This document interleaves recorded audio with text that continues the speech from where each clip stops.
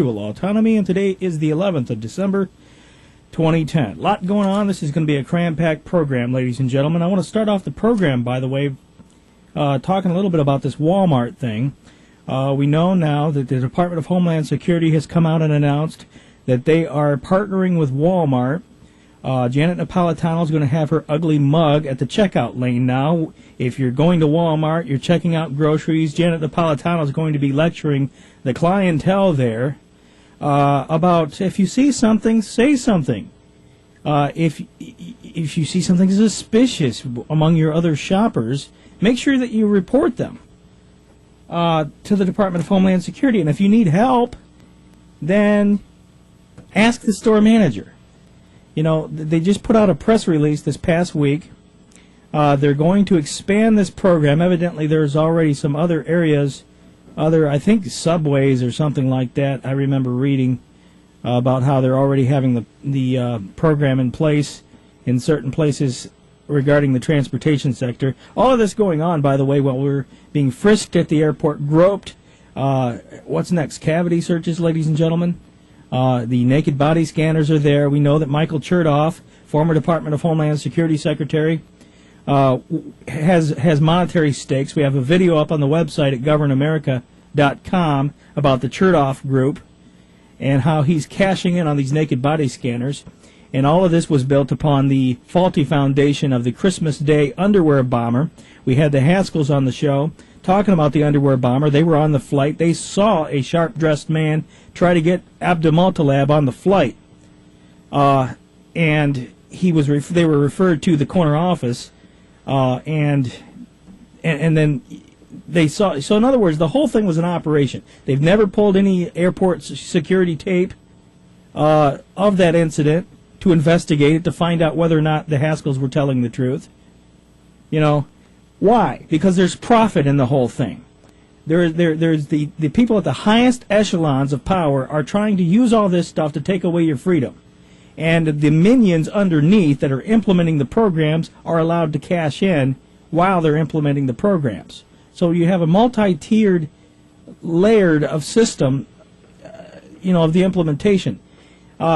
When we come back, I have information, ladies and gentlemen, after the break, about how the FBI is infiltrating mosques now and how they are orchestrating terrorism here in America. More of this stuff, and it all goes back to The Power of Nightmares, the documentary we played on the show about how they orchestrate everything and then they turn around and use it to take away your freedoms. This is Govern America. I'm Darren Weeks. We'll be back in a moment. Stay with us. Before the break, I was talking about how the government, the federal government, the Department of Homeland Security, the FBI, is in the process right now of infiltrating mosques. Now, ladies and gentlemen, I told you folks before that, and we played The Power of Nightmares, that BBC documentary. Not all of which I want to reiterate, I don't agree with the whole thing. I think they mix some, like most of the mainstream media, they mix lies in with the truth. The third part of that, the third hour of that, which played twice, I understand, on the BBC, was, I think, the most revealing, the most telling, and the most damning to the people in our government. Now, the producers of that documentary have tried repeatedly to get it shown in the United States, and they have been turned down in every major media outlet around. But I think it's important because they take it down and they break it down case by case in case you didn't hear the show that we played it on, or in case you didn't investigate it for yourself. It's widely available on the internet. I highly encourage you to check it out if you haven't seen it, because they take case by case of the FBI, the Bush administration, how they said, we thwarted terrorists here, we thwarted terrorists there, we've stopped them here, we've stopped them there. They name off case after case in speeches, and they go and look at those cases and they break it down what the government's case actually was. And when you actually take a look at the evidence, there really is no evidence. It really is all based upon circumstantial stuff, which it amounts to nothing. It amounts to conspiracy theory. And the whole plan, the whole idea is to get everyone to think there's a witch behind every corner, there's a devil on every doorknob, there's a boogeyman in every closet, and hiding under your bed, and to make everybody afraid all the time, so that we allow the government into every aspect of our lives. And in the meantime, you have Janet Napolitano and the Department of Homeland Security forming partnerships with corporations to play propaganda videos at the checkout lanes to condition people, to propagandize people, to spy on each other, to report each other for anything that they say, well, if that looks a little suspicious, you better spy on, you know. Ladies and gentlemen, we're becoming Nazi Germany here in the United States all over again. That's what we're getting at here. The United States, it's a same Nazi Germany type system all over again, right here. And now we see from the Washington Post, just this past, actually it's December 5th, Dateline, Irvine, California. Before the sun rose, the informant donned a white Islamic robe. A tiny camera was sewn into a button, and a microphone was buried in a device attached to his keys. Now, the headline of this piece, by the way, is Tension grows between California Muslims and FBI after informant infiltrates mosque. They say, they have a quote here, this is Farouk Al-Aziz, codename Oracle. He said into the keys as he sat in his parked car in this quiet community south of Los Angeles. It's November 13th, 4:30 a.m., and we're hot. The undercover FBI informant, a convicted forger named Craig Montiel, then drove off for 5 a.m. prayers at the Islamic Center of Irvine, where he says he spied on dozens of worshippers in a quest for potential terrorists. Since the 2001 terrorist attacks, the FBI has used informants successfully as one of the many tactics to prevent another strike in the United States. And of course, September 11, 2001, I don't have to tell most of you folks, unless you're a new listener, unless you've been hiding under a rock someplace, 9/11 was from beginning to end, was a total U.S. government operation. Total controlled opposition. They orchestrated that whole thing, ladies and gentlemen, from beginning to end. Anyway, they continue. They say the FBI's approach has come under fire from some Muslims. Criticism that surfaced again late last month after agents arrested an Oregon man, they said tried to detonate a bomb at a Christmas tree lighting ceremony. FBI technicians had supplied the device. In the Irvine case, Montiel's mission as an informant backfired. Muslims, now listen to this, ladies and gentlemen, here is an agent provocateur. They sent this agent provocateur into this mosque. Okay? He started talking jihad. Okay? Muslims were so alarmed by his talk of violent jihad that they obtained a restraining order against him. Now, I thought these Muslims were all radical Islamists. They're all jihadists. They're all orchestrating terrorism behind their back. They reported the guy. He had helped build a terrorism-related case, they say, against a mosque member, but that also collapsed.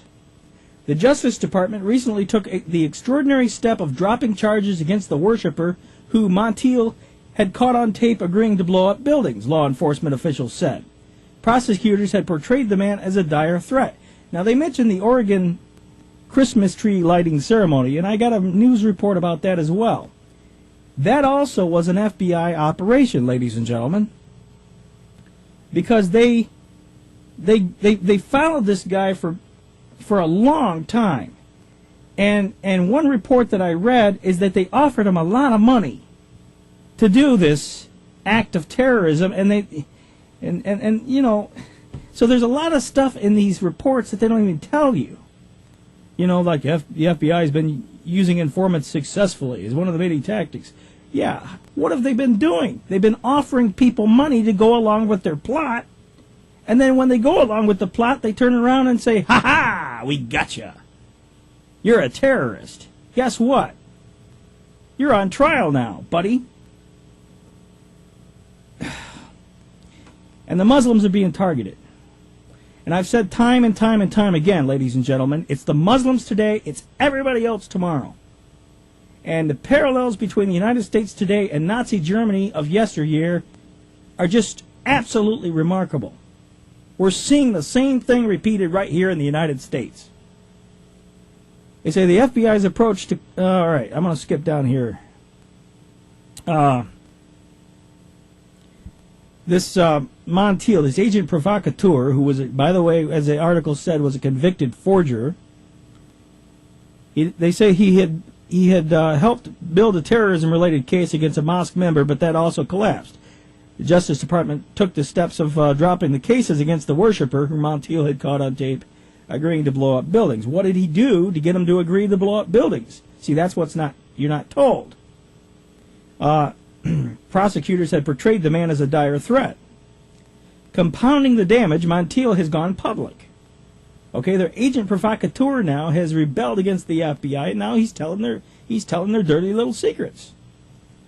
He's revealing secret FBI methods and charging that his handlers trained him to entrap Muslims as he infiltrated their mosques, homes, and businesses. He's now suing the FBI. Officials declined to comment on specific details of Montiel's tale, but confirmed that he was a paid FBI informant. Court records and interviews corroborate not only that Montiel worked for the FBI, he says he made $170,000 a year tax-free in 15 months, or $177,000 tax-free in 15 months, but he had provided vital information on a number of cases. Some Muslims in Southern California and nationally say the cascading revelations have seriously damaged their relationship with the FBI, a partnership that both sides agree is critical to preventing attacks and homegrown terrorism. Now keep in mind, ladies and gentlemen, we have the faith-based and community initiatives here in the United States that was started by the Bush administration. Faith-based and community initiatives. What is that all about? Funding your pastor, funding your parishioner, funding your religious leaders. Now, when your church or your place of worship is addicted to federal money, any money that your place of worship is receiving from the federal government, they've got to implement the federal programs. So, in the coming days, as this police state, Homeland Security, Nazi-type system goes forward, is your clergy going to be telling on you? Is your clergy going to be spying on you? I mean, I think this is a question. Oh, my pastor would never do that. Well, I wouldn't be so sure. Maybe your pastor won't, but your pastor won't be there all the time, forever, either. He won't live forever. We're sliding down a very slippery slope here in America, ladies and gentlemen. Continuing here, citing Montiel's actions and what they call a pattern of FBI surveillance. Many leading national Muslim organizations have virtually suspended contact with the Bureau. Quote, the community feels betrayed, unquote, said Shakil Saeed, executive director of the Islamic Shura Council of Southern California, an umbrella group of more than 75 mosques. He continued by saying they got a guy, a bona fide criminal, and obviously trained him and sent him to infiltrate mosques. And when things sour, they ditched him, and he got mad. It's like a soap opera. All right, I got to take the break. I got a lot more information other than this. We have the scumbags meeting in Cancun. Record low temperatures in Cancun, by the way. Record low. They haven't been this cold, apparently, in the last 100 years. Anyway, they're meeting down there to hammer out some kind of successor to the Kyoto Protocol. In the meantime, we have cap and trade right here in America, ladies and gentlemen, and we have had it for 5 years. Stay with us. We'll tell you more.